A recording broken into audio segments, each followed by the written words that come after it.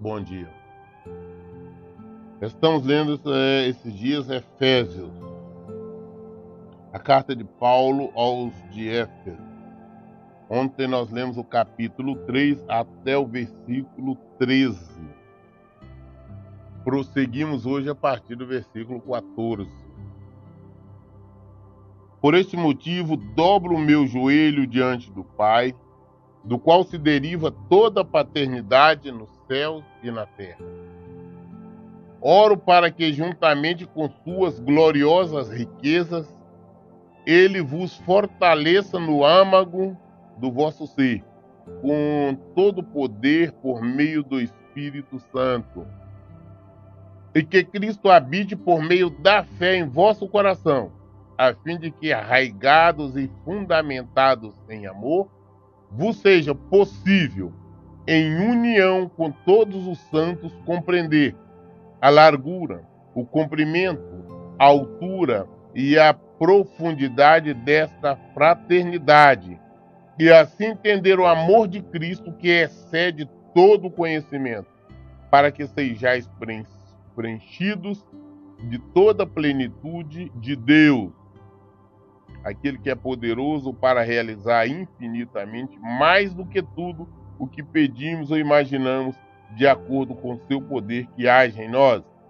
A ele seja glória na igreja em Cristo Jesus por todas as gerações, por toda a eternidade. Amém. Então Paulo está dizendo aqui nestes versículos que ele dobra o joelho, que ele ora ao Pai, né? Que ele vai até Deus em nome de Jesus, orando, clamando, para que juntos, né, venham se fortalecer no Senhor, venham se aproximar mais do Senhor, venham conhecer mais do Senhor, e para que exista uma união entre aquela igreja, entre eles e a igreja, e que para que todos caminhem na mesma fé, não desmorecendo na fé, mas que estejam todos fundamentados, arraigados no amor de Cristo.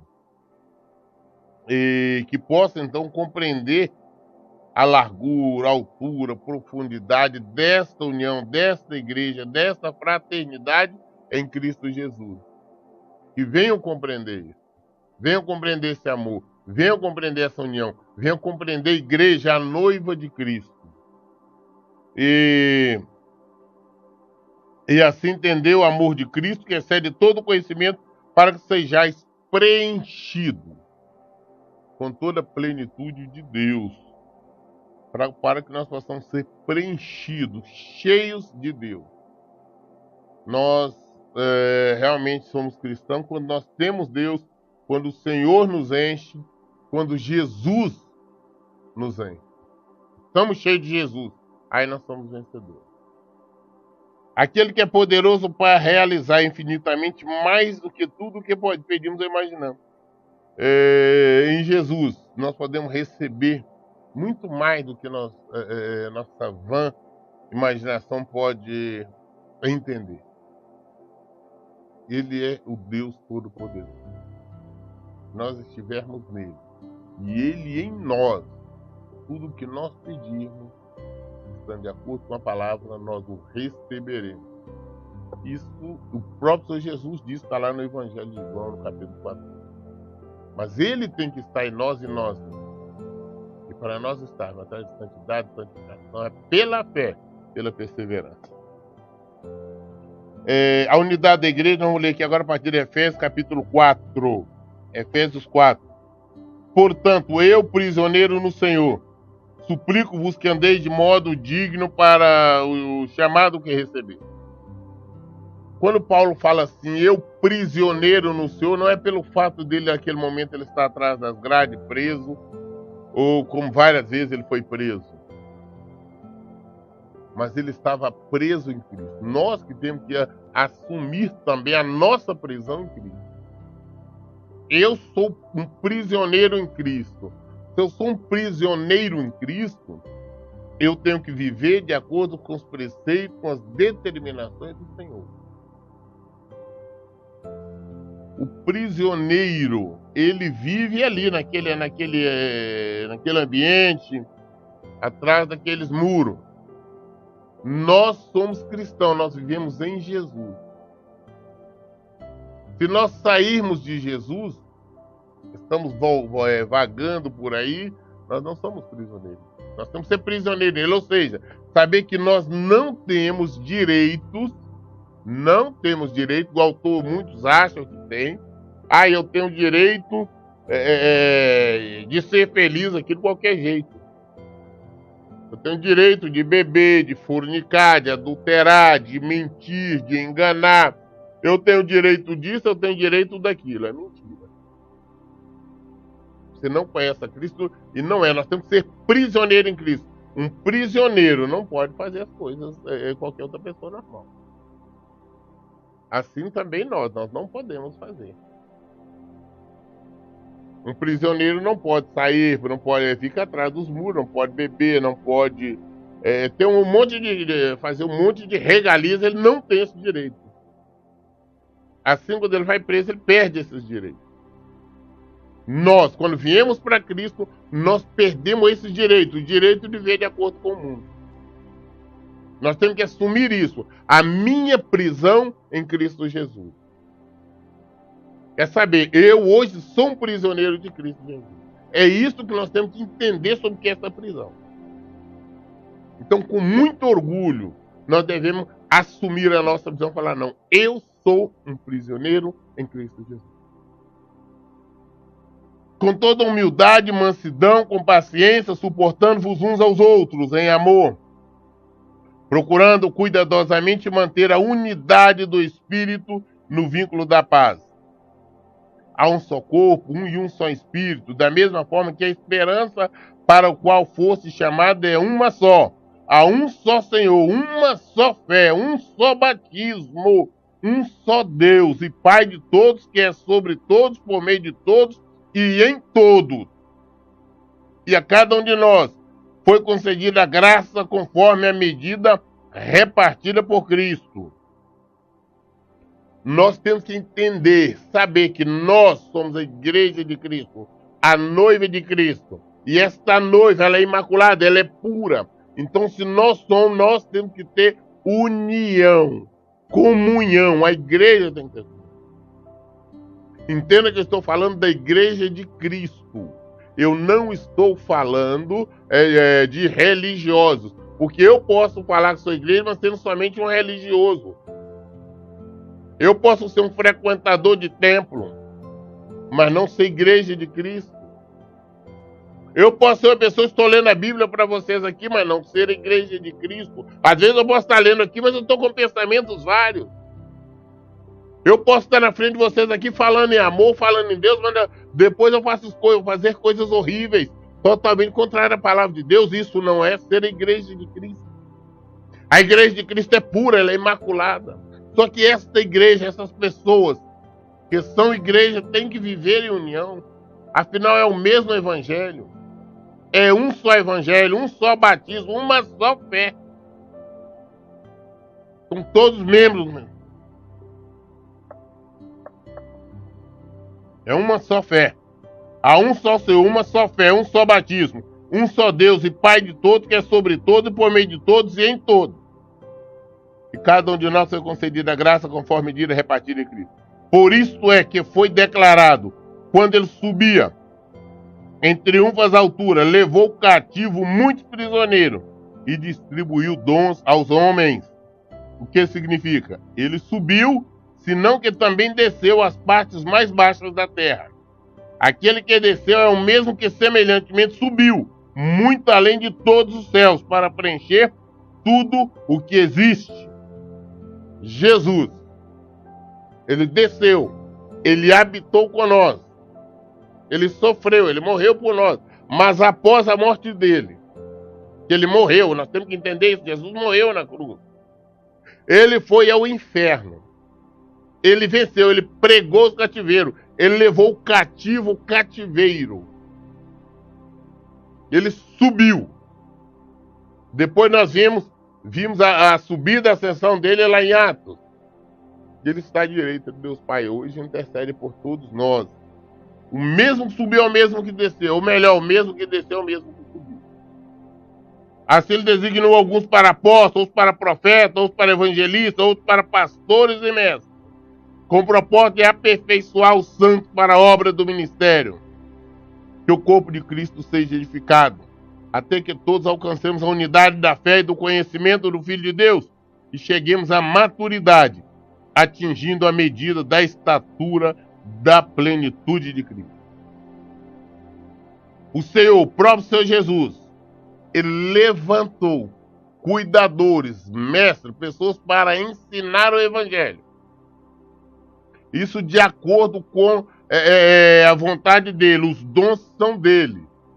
Ele nos deu os dons, uns para ensinar, uns para cuidar, outros para evangelistas, outros para ficar sabendo da igreja, cuidando da igreja, outros para ir atrás das ovelhas, outros para consolar, para interceder, enfim, foi distribuído o dom.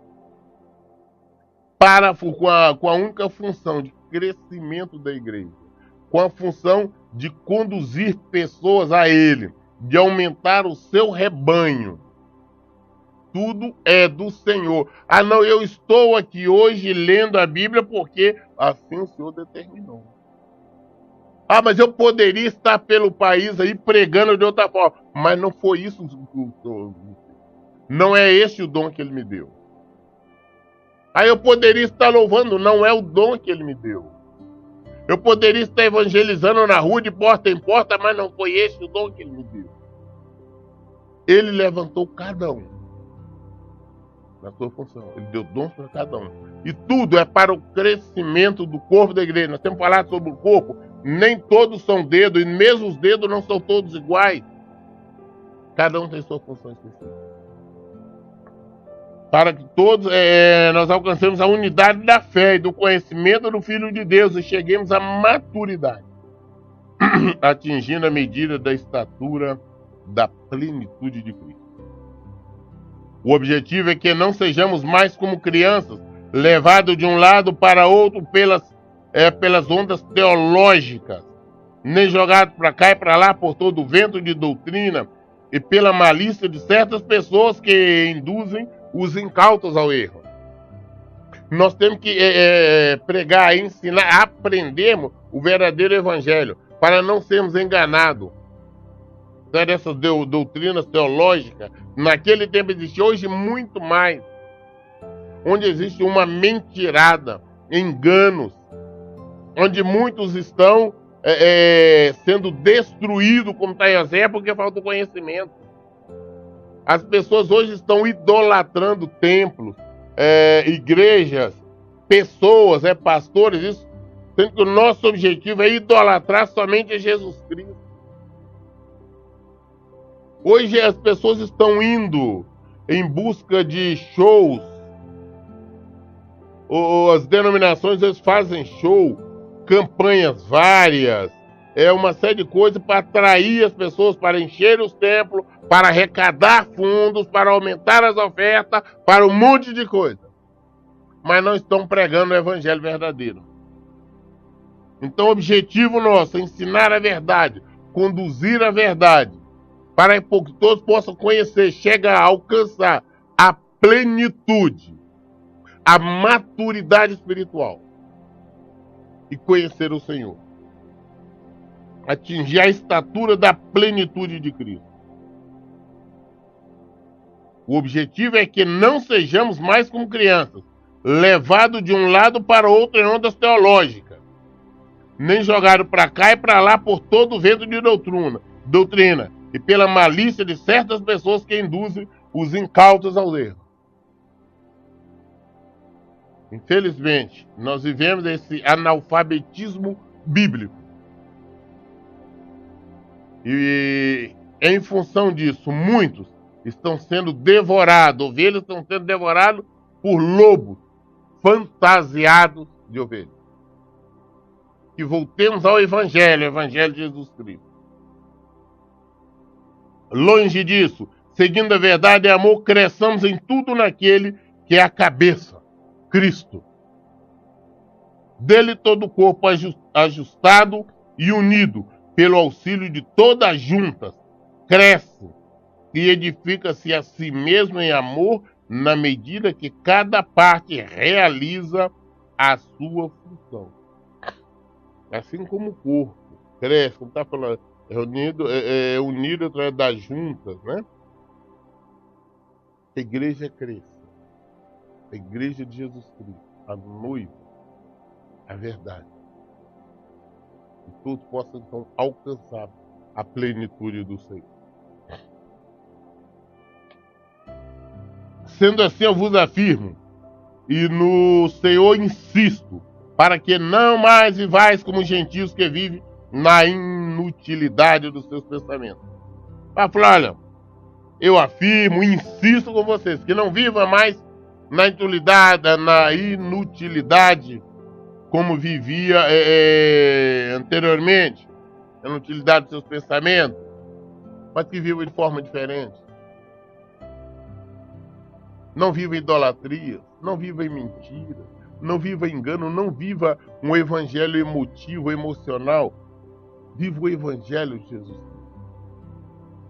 Eles estão com o entendimento mergulhado nas trevas e separados da vida de Deus por causa da ignorância em que vive devido ao embrutecimento do seu coração. Havendo perdido toda a sensibilidade, eles se entregaram a um estilo de vida depravado, cometendo com avidez toda espécie de impureza. Entretanto, não foi isso que vós aprendeste em Cristo. Não foi isso que nós aprendemos em Jesus. Nós aprendemos ao contrário, a termos puro. Nós aprendemos a viver o Evangelho. Os ensinamentos, Jesus deixou o mapa, o beabá todinho para nós. Nós temos que aprender isso, é viver por aqui. É viver por esse Evangelho, é ser guiado pelo Espírito. Isso é ser guiado pelo Espírito, é ser guiado pelo Evangelho. Então nós estamos vivendo fora. Ah, não, nós achamos isso, nós achamos que Deus quer que eu faça isso, achamos isso ou aquilo. Nós estamos vivendo no engano, na dureza dos nossos corações.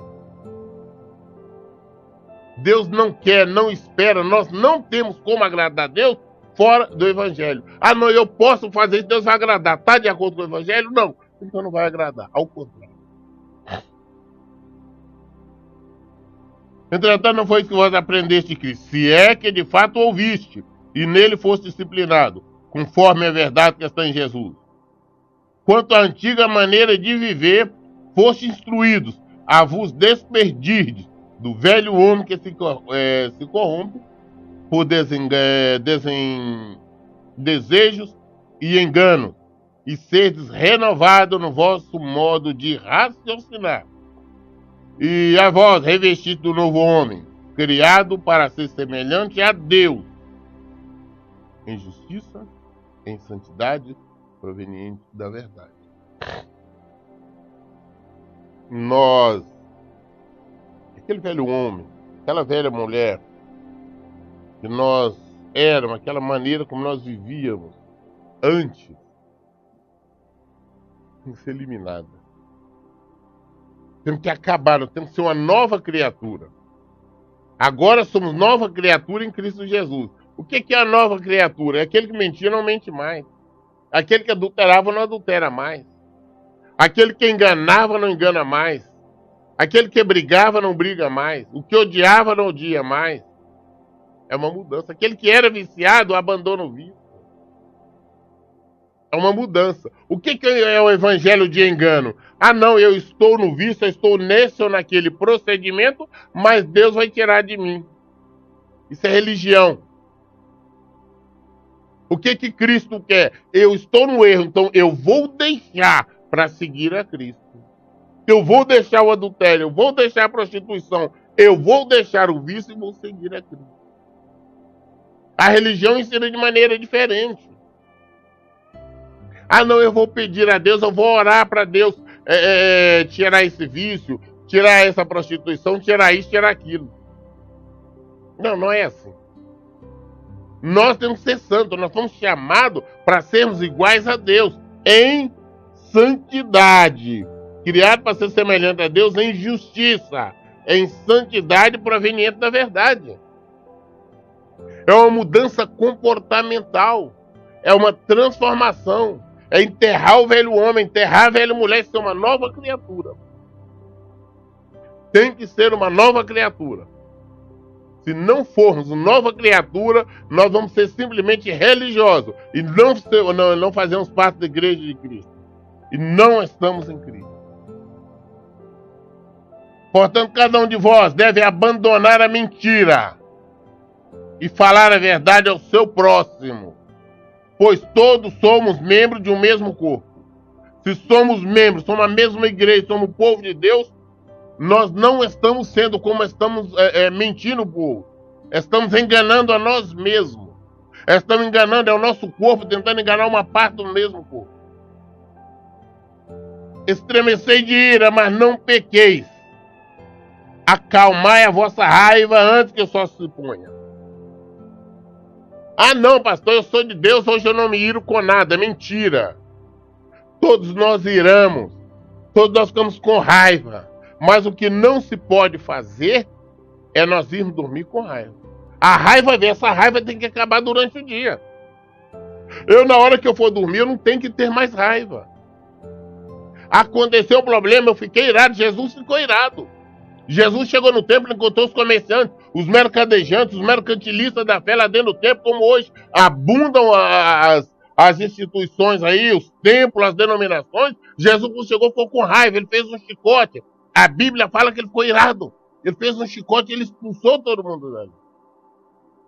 Ele irou. Mas ele não foi dormir com raiva.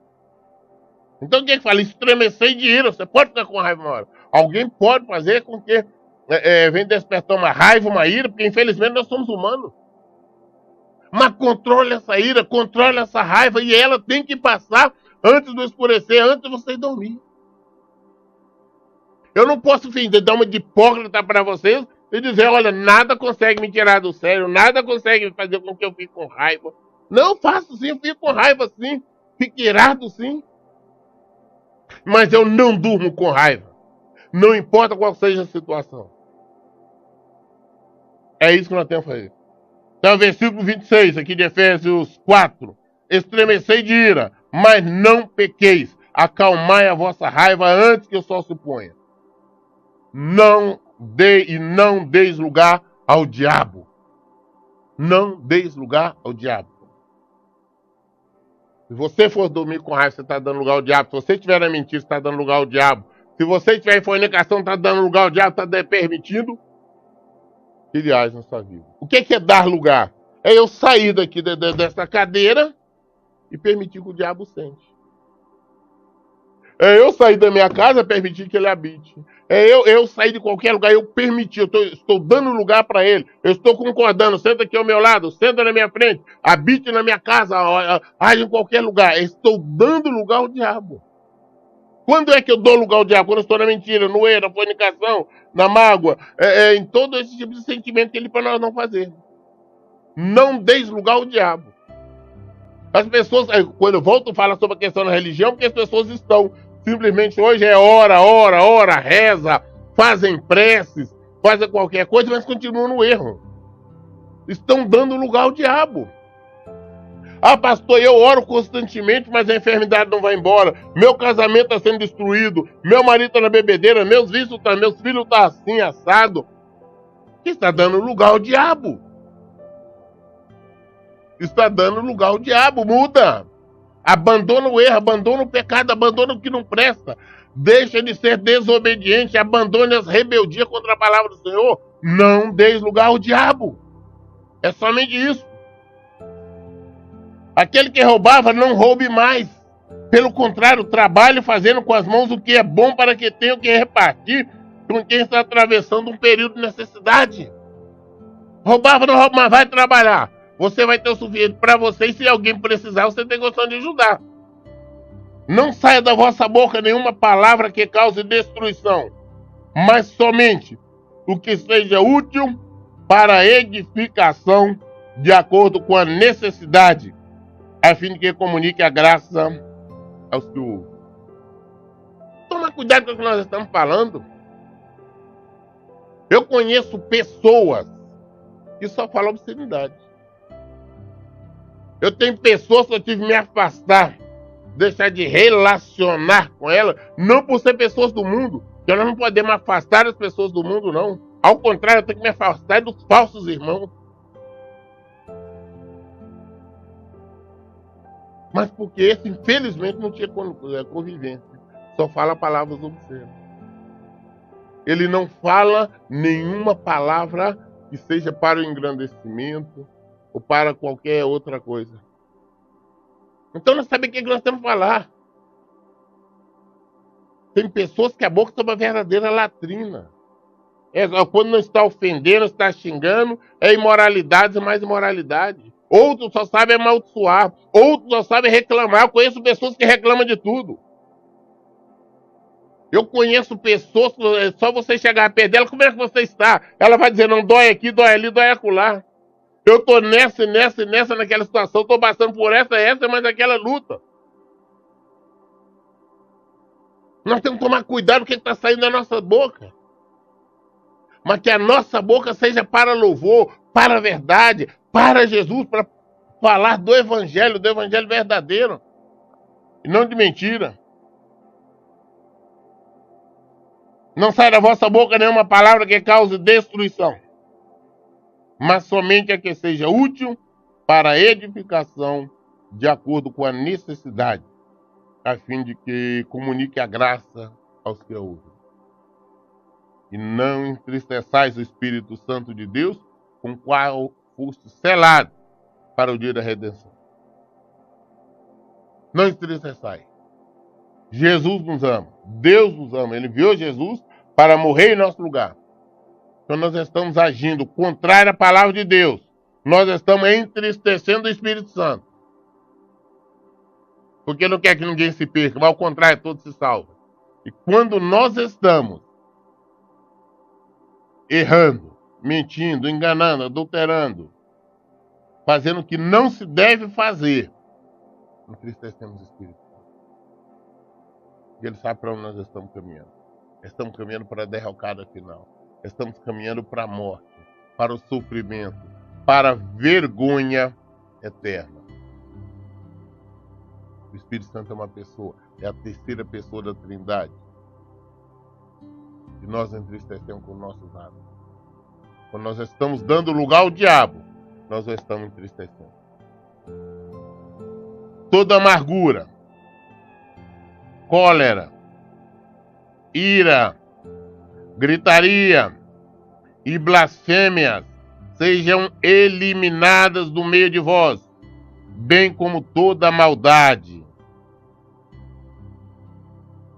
São inúmeros casos de pessoas que eu conheço, pessoas que eu atendo, passaram por luta, por uma traição, e dizem, eu não consigo perdoar, eu tenho ressentimento. Eu conheço o caso de pessoas que vieram em busca da restauração do casamento.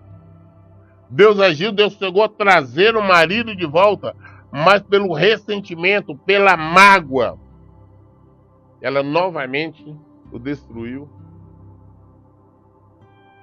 Porque por melhor que seja o marido, a esposa, a pessoa, quem quer que seja, ninguém suporta acusações constantes. Ah, você fez isso, você fez isso, você fez aquilo. Ah, não, mas não foi eu que fiz isso, não foi eu que fiz aquilo. Você no passado agiu assim, agiu assado. Acusações. Nós temos que entender quem acusa é o diabo. Ele é o acusador, nós não. Então vamos ficar alerta. Vamos eliminar, não, eu estou pedindo, eu tenho falado sobre isso. Eu estou pedindo a Deus para tirar a mágoa do meu coração. Deus não vai tirar, quem vai tirar é nós. Jesus disse perdoar, ele não disse eu vou fazer vocês perdoar. Ele disse amai os vossos inimigos, ele não disse que era para nós, que ele ia fazer nós amarmos, não. Então é nós, isso é uma prerrogativa nossa, nós que temos que mudar. Nós fomos criados para ser santos no Senhor. Nós temos que buscar a santidade, né? Nós temos que praticar a santidade. Não é pedir lá, não me dá a santidade, não. É nós que temos que ir atrás dela. Toda amargura, cólera, ira, gritaria, blasfêmia seja eliminada do meio de vós, bem como toda maldade. Pelo contrário, sedes bondosos, compassivos uns para com os outros, perdoando uns aos outros da mesma maneira, como Deus vos perdoou em Cristo. Assim como Deus nos perdoou em Cristo, também nós aprendemos a perdoar o nosso próximo. Concluir aqui Efésios 4. Amanhã estaremos dando continuidade a partir do versículo do capítulo 5. Então, amanhã estaremos lendo Efésios capítulo 5. A resposta está na Bíblia. Por isso que eu sempre digo, leia e pratique a Bíblia. Que Deus abençoe. Tenha um bom dia.